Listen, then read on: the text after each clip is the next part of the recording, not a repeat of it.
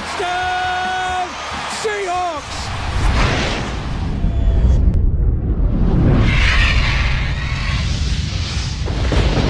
Are you kidding me?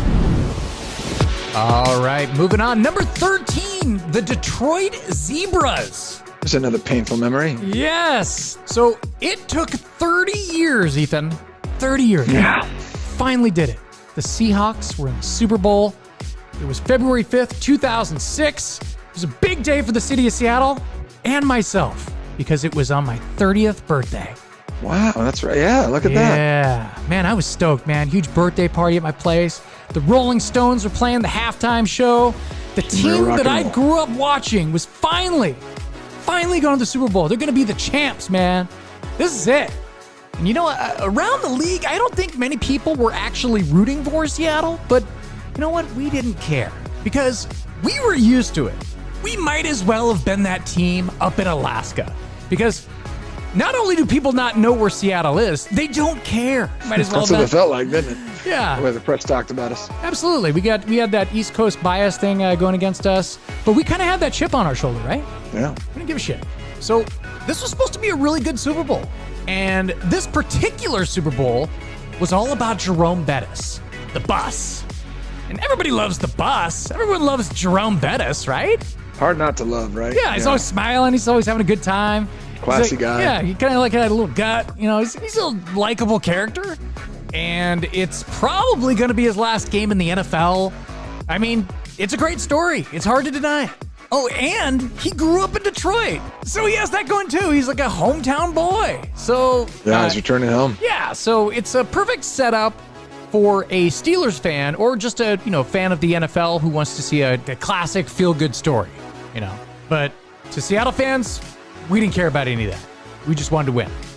And this was tough, man, because the game was essentially a complete disaster from beginning to end. It was straight up abusive. The calls against the Seahawks in this game, I mean, it just seemed like everything went wrong. Everything went against the Seahawks. I mean, Darrell Jackson gets called for a push-off in the end zone. So we lost a touchdown there. Yeah. It's just a mess. I mean, you could just go over the calls. It's going to make me sick if I keep dwelling on this. But, as a Seahawks fan, we all know. We all know what happened during this game. It was just constant call after call after call against the Seahawks. It seemed a little shady.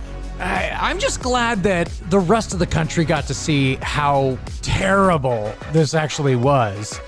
And it always seemed like it was like Seattle against everybody else. And sure enough, after the game, reporters and commentators across the country talked about how terrible it was for the Seahawks and how bad the officiating was. And, talk shows, they were all over it. Hard to deny.